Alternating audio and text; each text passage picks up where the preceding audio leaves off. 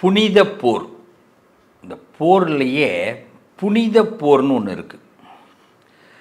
எனக்கு பிடிச்சிருக்கு சார். என்னை சார்ந்தவர்கள், என்னோடு இருப்பவர்கள் எனக்காக இல்லை சார், ஒரு நல்ல கொள்கைக்காக நான் போரில் இருக்கிறேன் அப்படின்னு சொன்னால் அது துளாராசிக்கு உண்மையான வார்த்தை. ஏன்னா பல இயக்கங்கள் உருவானதுக்கு காரணமே என்னென்னா, இன்னொருத்தவங்களுடைய நிம்மதியை பெற்று தர வேண்டும், உரிமைகளை பெற்று தர வேண்டும் அப்படிங்கிற எண்ணத்தில் தான் பல இயக்கங்கள் உருவானது. என்னை பொறுத்த வரைக்கும் துளாராசியும் ஒரு இயக்கம். துளாராசியிலே பிறந்தவர்கள் ஒரு இயக்கத்தை இயக்கக்கூடிய இயக்குனர்கள், தலைமை பண்பு மிக்கவர்கள். சாதாரண மனுஷங்களாக எடை போட முடியாது. தான் ஆடாவிட்டாலும் தன் தசை ஆடும் அப்படின்னு சொல்லுவாங்க. எல்லோரும் இன்புற்றிருப்பதை தவிர வேறு ஒன்றும் அறியாதவர்கள் துளாராசிக்காரர்கள். அதனால் தெரிஞ்சிருந்தால் நிறைய சம்பாதிச்சிருக்கலாம், யாருக்கிட்டையும் ஏமாறாமல் சிக்காமல் லாபகமாக ஸ்மார்ட்டாக ஒர்க் பண்ணி வாழ்ந்திருக்கலாம். ஆனால் அப்படிலாம் தெரியலையே. அதனால் என்ன பண்ணுறோம், எல்லாருடைய லைஃப்லையும் யார் வாயிலையும் நம்ம விழாமல் வர்றதே கிடையாது. நம்மளை பற்றி பேசாதவனே கிடையாது. ஆனால் ஒன்று மட்டும் நல்லா தெரிஞ்சுங்க, இன்னொருத்தவன் பேசுகிறதுனால தான் நமக்கு பிடிச்ச மாதிரி விஷயங்கள் நடக்க ஆரம்பிக்குது. நம்ம நினைக்கிற விஷயங்கள் பெரிய கஷ்டமாக இருக்கும், அந்த இடத்தையே அடைய முடியாது, அந்த மனுஷங்களோட பேச முடியாது. ஆனால் ஒருத்தவன் நம்மளை பற்றி பேச ஆரம்பிக்கும் போது தான் நம்ம பெரிய ஆள் ஆகிக்கிட்டு இருக்கிறோம். இந்த பிரபஞ்சம் என்ன பண்ணுதுன்னா, ஒருத்தவன் பரியாசம் பண்ணால் கூட அது மூலமாக உங்களை பிரபலப்படுத்துறதுக்கு முயற்சி பண்ணுது இந்த பிரபஞ்சம். அப்போ துளாராசிக்காரர்களுக்கு அதுக்கு தான் நான் முதல்ல சொன்னேன், இது விருப்பப்பட்டு இந்த போர் எப்படி புனித போராக நடந்து கொண்டிருக்கிறது உங்கள் வாழ்க்கை. இந்த புனித போரில் வெற்றி பெறுவேனா? கண்டிப்பாக வெற்றி பெறுவீங்க, கண்டிப்பாக வெற்றி பெறுவீங்க. ஏன்னா கெட்ட எண்ணம் கிடையாதுங்க. என்னைக்கு ஒருத்தன் தொடர்ந்து ஓடிக்கொண்டிருக்க வேண்டும், தொடர்ந்து உழைத்து கொண்டிருக்க வேண்டும், தொடர்ந்து நம்பிக்கையை பெற வேண்டும் என்று நினைக்கிறார்களோ அவர்களுக்கு தோல்வியே கிடையாது. எல்லாரும் என்ன பண்ணுவாங்க, ஓடுறவங்க வெற்றியை நோக்கி ஓடுவாங்க, பணத்தை நோக்கி ஓடுவாங்க. ஆனால் துளாராசிக்காரவங்க ஒருத்தவங்க ஒரு வார்த்தை சொல்லிட்டானேங்கிற அந்த வார்த்தைக்காக ஓடிக்கொண்டிருப்பவர்கள், ஒருத்தவர்களை நம்பிக்கைக்காக ஓடிக்கொண்டிருப்பவர்கள். அப்போ அந்த ஓட்டத்துக்கு நிற்கிறதுக்கு வாய்ப்பே கிடையாது. அதனால் ஒரு காலமும் துளாராசிக்காரவங்க சார் நான் என்றைக்கு சார் நிம்மதியாக இருப்பேன்னு கேட்டுறாதீங்க. பொதுவாக ஒரு வசனம் சொல்லுவாங்க, மிடில் கிளாஸ் பீப்புள் என்றைக்குமே நிம்மதியாக இருக்க முடியாது. இதை நல்லா தெரிஞ்சுங்க. பணக்காரனுக்கு ஒரு விதத்தில் நிம்மதி இருக்கும், ஏழைக்கு ரொம்ப நிம்மதி இருக்கும். ஆனால் மிடில் கிளாஸுக்கு நிம்மதியே இருக்காது. ஏன்னா அவன் மிடில் கிளாஸு, அவனால் இந்த பக்கம் போக முடியாது, அந்த பக்கம் போக முடியாது. துளாராசி பார்த்துறீங்களா, அது தராசு, இந்த பக்கமும் கவர முடியாது, இந்த பக்கமும் கவர முடியாது. மேஷத்துலேருந்து கவுண்ட் பண்ணிங்கன்னா கன்னியா ராசி வரைக்கும் 6 ராசிக்கு முடிஞ்சிடும். மேஷம், ரிஷபம், மிதுனம், கடகம், சிம்மம், கன்னி முடிஞ்சிச்சா, திருப்பி அடுத்த ஹெட்டு, அடுத்த 6 ராசிக்கு ஹெட்டாக துலாம் தான் வேலை செய்யும். அப்போ புது என்ட்ரி ஸ்டார்ட்டு மேஷம் மாதிரி. இப்போ என்ன ஆகுது, துளாராசியிலேருந்து ஒரு கவுண்டிங் ஆரம்பிக்குது, அடுத்த 6 ராசி. இப்போ என்ன ஆகுது, இடையில ஒரு ராசி இருந்தால் தானே உங்களை கரெக்டாக சொல்ல முடியும், இல்லையே. அப்போ நம்மளை என்றைக்குமே நம்ம போர் தொடர்ந்துக்கிட்டே இருக்கும். ஆனால் அது புனித போர். பிடிச்சி தான் ஒரு விஷயத்தை செய்வோம். சார் எனக்கு நல்லா தெரியும் சார், இந்த இடத்துல நான் கஷ்டப்படுவேன், வருத்தப்படுவேன், வீணாக போவேன், இன்னும் இதெல்லாம் எனக்கு தெரியும் சார், தெரிஞ்சு தான் சார் செய்கிறேன். இதுதான் துளாராசி. இந்த துளாராசிக்கு முதல்ல ஜாதகம் சரியாக இருக்கா ஒரு தடவை செக் பண்ணிடுறோம். செக் பண்ணிக்கிட்டால் நமக்கு எதிர்க்கிறவன் யார், ஏன் நம்ம கஷ்டப்படுறோம், ஏன் நமக்கு ஒரு வாய்ப்பு கிடைச்சோம், அதாவது நம்மளை வாழ விடாமல் தடுக்கிறவன் யார், எதிரி யார். அறிவு இருக்குது, திறமை இருக்குது, ஏன் சார் என்னால் வெளியில் வர முடியல, தோல்வியை தழுவுறேன்றது தெரிஞ்சிடும். ஏன்னா சில கிரகங்கள் நமக்கு ஆக்டிவ் இல்லாமல் இருக்கும். நம்ம எண்ணம் கரெக்ட், என்னால் எண்ணத்தெல்லாம் மாற்றிக்க முடியாது. சும்மா திரும்பி பேசுகிறதுக்கு வாய்ப்பே கிடையாது. துலா ராசி எண்ணத்தை மாற்றிக்க முடியாது. நான் தான் நான் நினைக்கிற கோலில் நான் போரில் தான் இருப்பேன். அது புனித போர் தான், விருப்பப்பட்டு தான் செய்கிறேன். ஒருத்தன் கவுப்பான்னு தெரியும், வருத்தப்படுத்துவான்னு தெரியும், பேசுவான்னு தெரியும், எல்லாம் தெரிஞ்சுக்கிட்டு தான் உட்காந்துருக்கிறேன். ஆனாலும் என் போரை விட மாட்டேன். இதுதான் துளாராசி. அப்படி இருக்கிற துளாராசியோட ஜாதகத்தில் நமக்கு சூரியன் சப்போர்ட் பண்ணணும், சுக்கிரன் சப்போர்ட் பண்ணணும், சனி சப்போர்ட் பண்ணணும், முக்கியமாக செவ்வாய் சப்போர்ட் பண்ணணும். இந்த கிரகங்கள் சப்போர்ட் பண்ணணும். சந்திரன் தசாபுத்தியில் சாதகமாக இருக்கணும். அடிப்படையில் அப்டேட்டில் சந்திரன் கரெக்டாக இருக்கணும். சந்திரன் அப்டேட் இல்லாத நாளில் நீங்கள் எந்த காரியத்தை செய்யாதீங்க. நல்லா தெரிஞ்சுங்க. உங்களுக்கு நிறைய இடத்துல மிஸ்டேக் நடக்கிறது. சந்திரன் சரியாக இல்லாத நேரத்தில் இறங்கிடாதீங்க. பிறக்கும் பொழுது நான் சொன்ன கிரகங்கள் சௌரியமாக இருக்கணும். இப்போ நடப்பில் அந்த கிரகங்கள் சரியாக இருக்கணும். தசாபுத்தி வாரியாக சரியாக இருக்கணும். சரியாக இல்லைன்னா அந்த காரியத்தை தள்ளி போடுங்க, தப்பு கிடையாது. சில கேஸ்லாம் விசாரிப்பாங்க போலீஸ்காரவங்க. பார்த்தீங்கன்னா சில பேர் பார்த்தீங்கன்னா அந்த கேஸை ரொம்ப டிலே பண்ணுவாங்க. என்ன இவர் ஒரு ஆர்வமே காட்ட மாட்டேங்கிறார் இந்த போலீஸ்கார், என்னப்பா அது, ஏன் இந்த கேஸை சீக்கிரம் முடிக்கலாம், ஏன் முடிக்க மாட்டேங்கிறாங்க அப்படிலாம் யோசிப்பாங்க. உண்மையிலே என்ன தெரியுமா, அவங்க ரொம்ப டீப்பாக யோசிப்பாங்க. அந்த இடத்துல அவங்க ஆர்வம் காட்டாமல் இல்லை. இவங்க ரொம்ப ஃபாஸ்ட்டாக மூவ் பண்ணால் அந்த திருடன் தப்பிச்சிருவான், அந்த குற்றவாளி தப்பிச்சிருவான். குற்றவாளியை தப்பிக்க விடாமல் இது பண்ணணும்னா இவங்க ஸ்லோவாக அதை விசாரணை பண்ணி அதுக்குள்ளே போனால் தான் குற்றவாளி தப்பிக்க முடியாது. அப்போ இதே தான் எப்படி இந்த மைண்டு அந்த போலீஸ்க்கு இருக்கோ அதே மாதிரி இந்த மைண்டு துளாராசிக்கு இருக்கும்.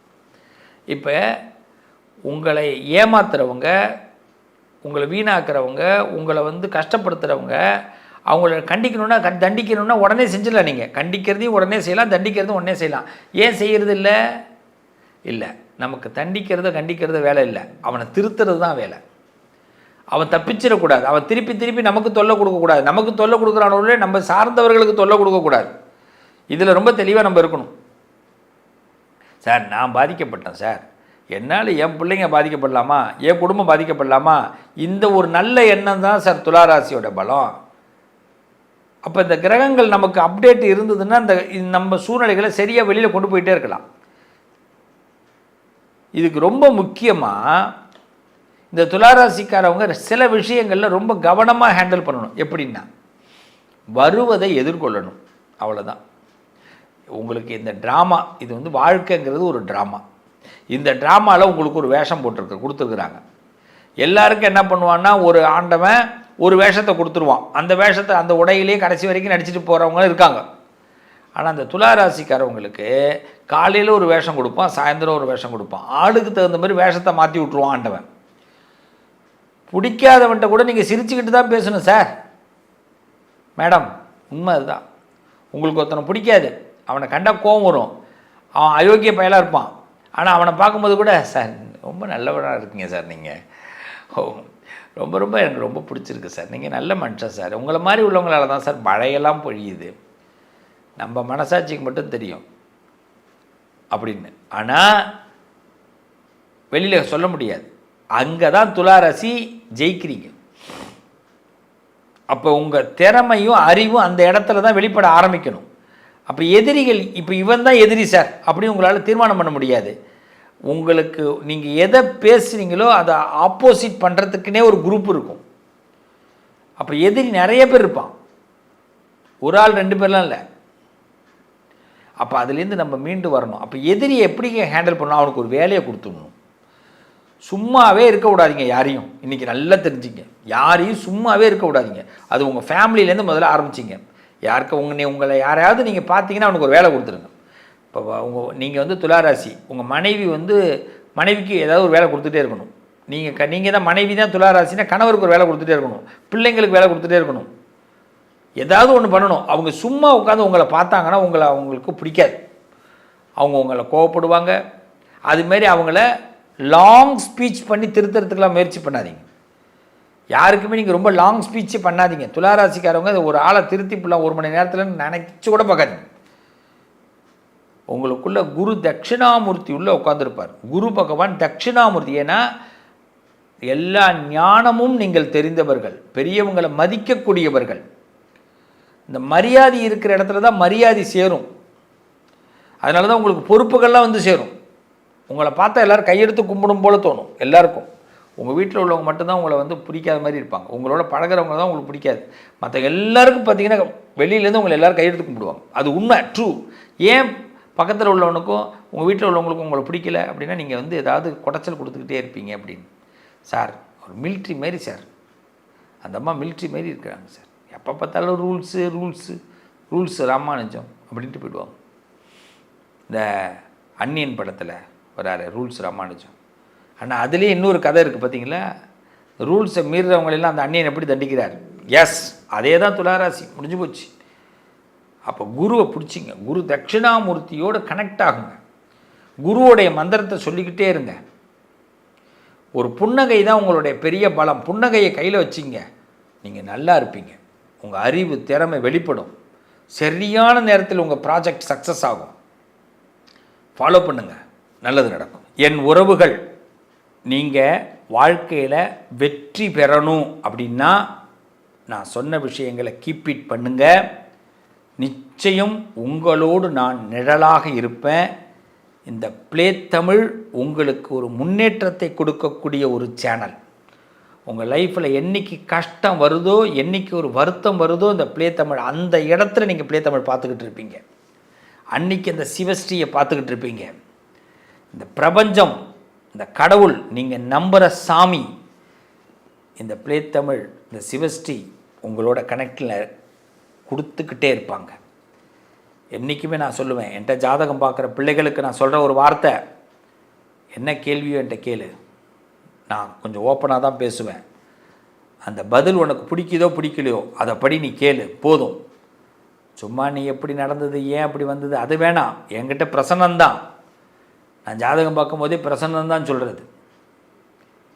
உனக்கு இது நடக்கும், இந்த இடத்துல இப்படி போ, இவன் நம்பு, இவன் நம்பாத. அது ஒரு குறிப்பிட்ட காலம், அந்த காலம் வரைக்கும் சொல்லுவேன். அந்த காலம் வரைக்கும் நீங்கள் அதை கேட்டு கரெக்டாக இருந்துட்டு அதுக்கு அடுத்தது நீங்கள் நினைக்கிறத நடத்த முடியும். எது என்கிட்ட பரிகாரமே நான் சொல்ல மாட்டேன். குறுக்கு வழியே நம்மள்கிட்ட கிடையாது. நேர்த்தி கடன் மட்டும்தான். கடவுள் என்ன சொல்கிறாரு, அந்த காலத்தில் பெரியவங்க என்ன சொல்லி கொடுத்துருக்குறாங்க, நீ என்ன நினைக்கிறியோ அது நடந்துட்டா, ஆண்டவா, என் குலதெய்வமே, என் இஷ்ட தெய்வமே, நான் உனக்கு இதை செய்கிறேன், தீ மிதிக்கிறேன், முடி காணிக்க கொடுக்குறேன், இந்த பணம் போடுற உண்டியல்ல, ஏதோ ஒன்று நேர்த்தி கடன் பண்ணுவாங்க. நேர்ந்துக்கிறதுன்னு பேர். அவ்வளோதான். இது நடந்துட்டால் இதை செய்கிறேன்னு. என்றைக்குமே கடவுளுக்கு முன்னாடி கொடுத்துட்டு போய் கேட்கக்கூடாது. அது பேர் கடவுள் கிடையாது. மனுஷன் வேறு, கடவுள் வேறு. நான் சார் இந்த ஹோமம் பண்ணேன் சார், இந்த பூஜை பண்ணேன் சார், எனக்கு கடவுள் கொடுக்கல சார், நோ நோ. நம்ம வேண்டிக்கணும். முதல்ல அது நடந்துட்டுன்னா இதை செய்யணும். நம்ம வீடு சுத்தம் இல்லை, பவித்திரம் இல்லை, நமக்கு ஏதோ தொந்தரவுகள் இருக்குன்னா ஹோமங்கள் பண்ணுறோம். அந்த இடத்த புனிதப்படுத்துறதுக்கு. ரெண்டுமே வெவ்வேறு விஷயங்கள். நீ நினைக்கிறது நடக்கணும் அப்படின்னா நேர்ந்துக்கணும். ஏதாவது ஒரு விஷயத்தை நேர்ந்துக்குங்க. கடவுளுக்கு கண்டிப்பாக நடக்கும். நான் ஜோதிடம் சொல்லும்போது அந்த வார்த்தை தான் அதிகமாக சொல்கிறது. அதுமாரி நான் 2 வார்த்தை தான் உங்களுக்கு சொல்கிறேன்னா அந்த வார்த்தை போதும். நீ போ, நல்லா இருப்ப. அவங்ககிட்ட பேசாத, வேண்டாம், தவிர்த்துரு. இதை கேட்கணும். என்றைக்குமே குரு அப்படி தான். நான் என்றைக்கும் உங்களுக்கு குருவாக இருப்பேன். இந்த ப்ளே தமிழும் இந்த பிரபஞ்சமும் இந்த சிவஸ்ரீயும் உங்களுக்கு என்றைக்கும் நிழலாக இருப்போம். நல்லது நடக்கும். உங்கள் வாழ்க்கை ஒளிரும். நீங்கள் வாழ்க்கையில் நிச்சயமாக மகிழ்ச்சி அடைவீர்கள். வாழ்த்துக்கள் என் பிள்ளைகளா. அமோகமாக இருக்கணும்.